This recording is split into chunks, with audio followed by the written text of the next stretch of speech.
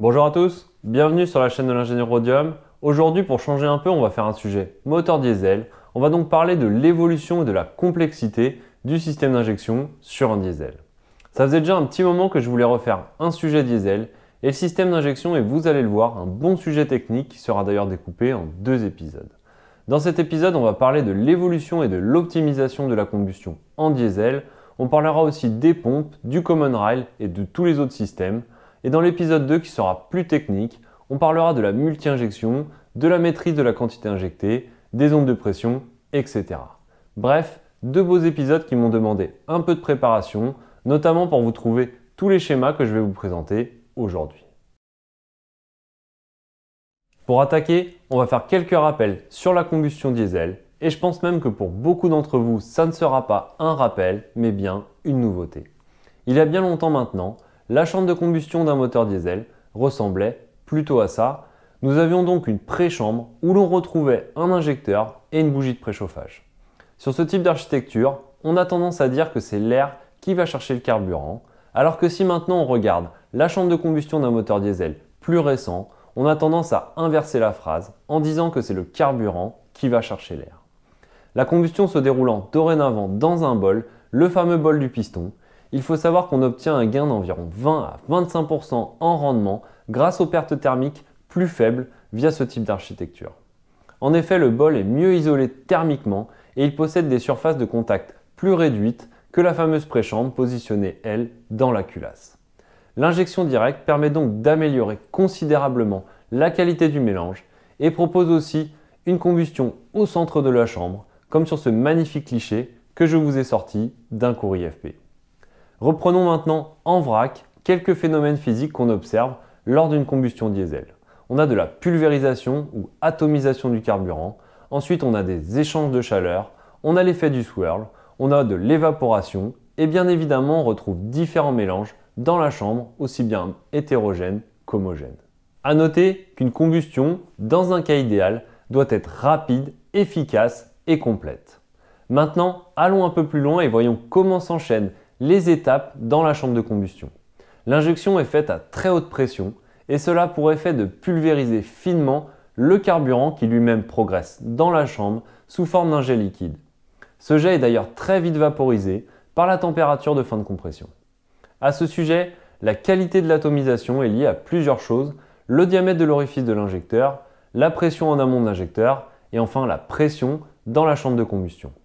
Une atomisation trop forte amène une pénétration du jet trop faible et donc des richesses locales qui sont trop élevées, alors qu'à l'inverse, une atomisation trop faible provoque un contact entre les jets et les parois de la chambre avec à la clé des imbres brûlés et une dilution dans l'huile qui peut être par la suite fatale au moteur. Dans tout ça, la partie liquide du jet continue sa pénétration dans la chambre pendant que la partie vapeur est elle entraînée par le fameux swirl et se mélange donc à l'air. Toute la partie vaporisée et mélangée à l'air se retrouve donc dans une situation de pré-mélange et brûle ensuite très brutalement dès que le délai d'inflammation est écoulé. Pour la suite de la vidéo, je voulais vous partager un petit schéma, disons, essentiel sur la combustion diesel.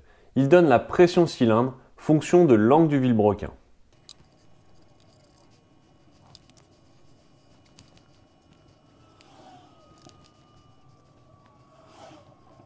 Bon voilà, après avoir pris un peu de temps pour dessiner ce merveilleux schéma, ce que j'aimerais vous faire comprendre, c'est qu'en gros, dans une combustion diesel, il y a 4 grandes zones majeures que je représentais ici, la zone 1, la zone 2, la zone 3 et enfin la zone 4.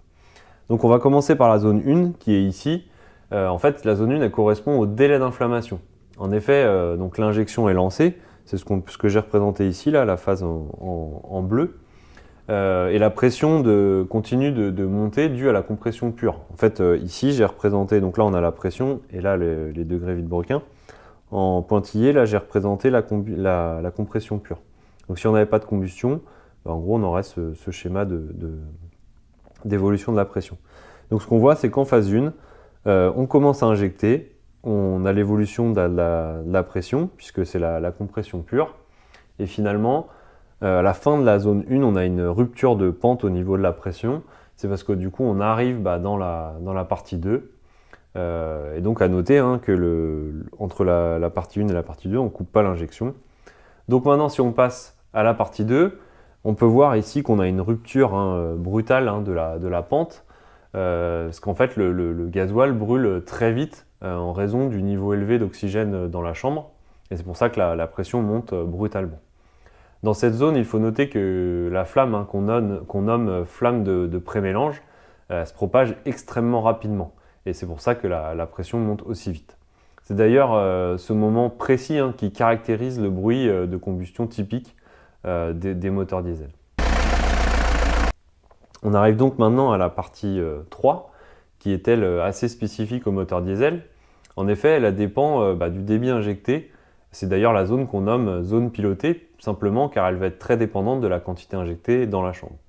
C'est dans cette phase qu'on brûle la majeure partie du carburant, et donc la vitesse de combustion dépend principalement du taux d'introduction de carburant dans la chambre.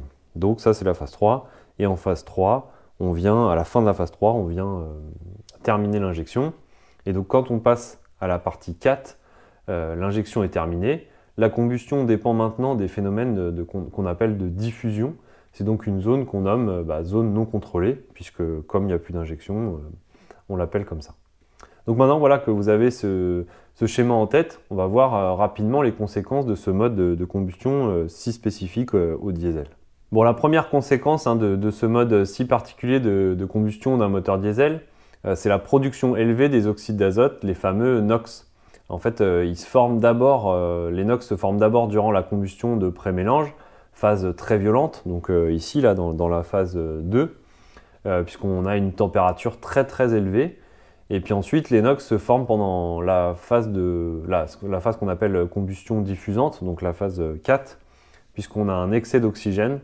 Et les deux facteurs prépondérants pour la formation des NOx, c'est la température élevée et l'excès d'oxygène. Ensuite, en plus des NOx, on a une production massive de particules, principalement pendant la phase de diffusion, et ça dans les zones chaudes. Ce qu'il faut savoir, c'est que la majeure partie des suies, heureusement, sera oxydée en CO2 grâce à l'excès d'O2 dans la chambre. Bien sûr, cela est possible si les températures de combustion sont suffisamment élevées. Et donc, une fois que tout ça est oxydé, le reste des particules, lui, sera évacué à l'échappement pour arriver notamment dans le FAP. Enfin, il faut savoir que ce mode de combustion particulier entraîne des pertes de rendement dues à l'étalement de la combustion. En effet, bien que la durée de combustion puisse être réduite en augmentant le taux et la vitesse d'introduction du gasoil dans la chambre, la limitation des pressions maxi dans la chambre, en gros on limite ça, sinon le moteur casserait entre guillemets, elle nous impose de prolonger la combustion, donc c'est la phase 3, finalement pour pas avoir trop de pression. Mais comme rappelé tout à l'heure, une combustion doit être rapide, ce qui n'est pas le cas ici et ce qui nous fait donc perdre en rendement. Bon, maintenant que vous avez le schéma de base de la combustion diesel en tête, voyons comment elle a évolué dans le temps et quels leviers, notamment côté injection, nous avons pour améliorer tout ça. On identifie 3 domaines d'amélioration possibles que nous allons essayer de détailler rapidement dans la suite de cette vidéo. Le premier domaine, ça serait l'amélioration du processus du mélange air-carburant. C'est possible en optimisant le système d'injection. On a donc à notre disposition l'augmentation des pressions d'injection, la réduction du diamètre des trous de l'injecteur, l'augmentation du nombre de trous, et puis par exemple le positionnement de l'injecteur dans la chambre. Ensuite, deuxième domaine, ce qu'on appelle l'amélioration du contrôle de la loi du dégagement d'énergie. Pour ça, 2 leviers principaux, l'augmentation du nombre d'injections par cycle et la maîtrise de la quantité injectée dans la chambre. Et enfin, troisième domaine, le contrôle de la combustion. Et pour ça, le seul levier qu'on a, ça serait de le faire en boucle fermée, donc c'est-à-dire avoir un retour via des capteurs et un software adapté. Donc ça, c'est beaucoup plus délicat parce qu'il faudra des capteurs dans la chambre. C'est ce qu'on fait en mise au point, mais ce n'est pas forcément présent sur les véhicules de série. Dans la suite de l'épisode, ainsi que dans l'épisode 2, on parlera bien sûr de l'évolution des systèmes d'injection, c'est le but. Mais pour terminer ce petit chapitre optimisation de la combustion, on va parler d'une chose qui sort un peu du cadre, la position de l'injecteur dans la chambre. En gros, je voulais vous expliquer que pour concevoir ça, on a 3 paramètres majeurs à prendre en compte. En gros, le premier, c'est ce qu'on appelle l'angle de nappe. C'est en gros l'angle du cône sur lequel les jets d'injecteurs sont disposés. En général, l'angle est entre 140 et 160 degrés. Ensuite, le deuxième paramètre, on a le NTP pour Nozzle Tip Protrusion. En gros, c'est la pénétration de l'injecteur dans la chambre. En général, on est autour de 2 mm à la grosse. Et enfin, on a l'IJP pour l'impact du jet sur la paroi. Et c'est une distance en gros entre la surface supérieure du piston et l'axe du jet lui-même. Bon, et pour clôturer cet épisode 1 sur la chambre et l'injection diesel, on va faire un dernier chapitre sur la boucle carburant et voir un peu l'évolution du système d'injection en partant des systèmes de pompe en ligne jusqu'au système actuel qu'on appelle Common Rail. Pour rappel, le système d'injection doit assurer plusieurs choses importantes, comme le dosage du carburant, une répartition convenable du combustible dans la chambre, une bonne atomisation, etc.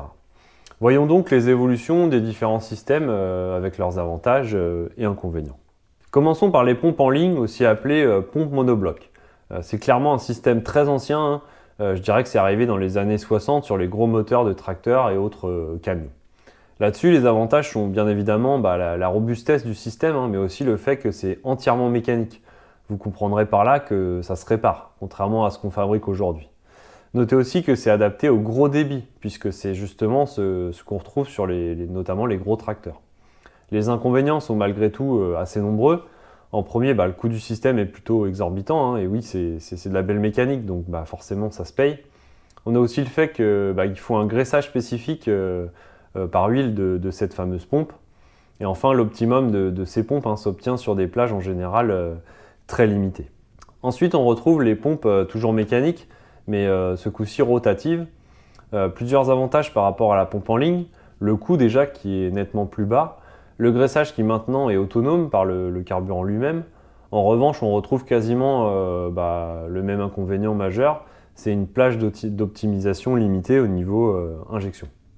A noter que ces pompes peuvent se piloter de deux manières différentes, les pompes à commande mécanique et les pompes à commande électronique. On aura donc sur les pompes électroniques des actionneurs pilotés directement via en gros le calculateur, ce qui nous permettra de piloter les débits de façon un peu plus précise. Ensuite, une évolution majeure est apparue dans les véhicules, disons, grand public, l'injecteur pompe. Ce système équipait déjà les poids lourds depuis de nombreuses années, mais au regard de la diminution des émissions polluantes et du gain en consommation, ce système est arrivé notamment sur les voitures grand public. Comme on vient de le dire, le gain en consommation est vraiment notable avec ce type d'injecteur, mais on a aussi une pression très élevée, notamment grâce à la suppression des volumes de tuyaux gagnés via l'intégration de cette architecture bien spécifique. En inconvénient, on a quand même la pression qui dépend du régime moteur, et on peut citer aussi la multi-injection qui est certes possible, puisqu'on fait une pré-injection et une injection principale, mais bien plus limitée qu'avec un système actuel de Common Rail. Transition toute faite, passons au système qu'on retrouve en série aujourd'hui, le fameux Common Rail. Ce système cumule clairement un paquet d'avantages, et c'est d'ailleurs pour cette raison qu'il inonde le marché du diesel aujourd'hui. On a la possibilité d'avoir une pression d'injection très forte, et ça même à bas régime. On a maintenant la possibilité de faire de la multi-injection, donc faire 5 voire 7 injections à chaque cycle. On réduit encore les émissions polluantes, notamment grâce encore une fois à la multi-injection. On a aussi une meilleure maîtrise du bruit de combustion en faisant 1 à 2 injections pilotes en début de cycle. Je vous en ai déjà parlé dans une vidéo sur le FAP, je vous remettrai le lien là en haut à droite. Et enfin, ce système permet de faire ce qu'on veut en termes de stratégie de combustion, ce qui est très appréciable avec les normes actuelles. Le seul désavantage du système, c'est que le rendement de la pompe associé au rail est un peu moins bon que celui d'un injecteur pompe. Dans l'épisode 2 qui sortira prochainement, on parlera donc du système Common Rail et on ira voir beaucoup plus en détail son fonctionnement. On parlera de levée d'aiguille, de maîtrise de la quantité injectée, de multi-injection, de maîtrise des ondes de pression, etc. On sera donc sur quelque chose de beaucoup plus technique que cet épisode, disons, un peu plus grand public. Bon voilà, on arrive à la fin de ce petit épisode injection et combustion diesel. Le deuxième épisode est en préparation et sortira dans les prochaines semaines, ce qui nous amènera très probablement à l'année 2025. Encore une fois, merci d'être toujours plus nombreux à rejoindre la chaîne. On approche les 8000 abonnés, ce qui veut dire aussi qu'on approche les 10 000 abonnés, ce que je trouve personnellement incroyable. Bref, comme d'habitude, si ce petit épisode vous a plu, n'hésitez pas à laisser un petit like sous la vidéo. Si vous avez des questions, n'hésitez pas à laisser tout ça en commentaire. Quand je pourrai, j'essaierai de vous répondre. Enfin, si la chaîne vous plaît, n'hésitez pas à vous abonner. Et puis pour la suite, je vous dis à très bientôt pour de nouvelles vidéos. Allez, salut!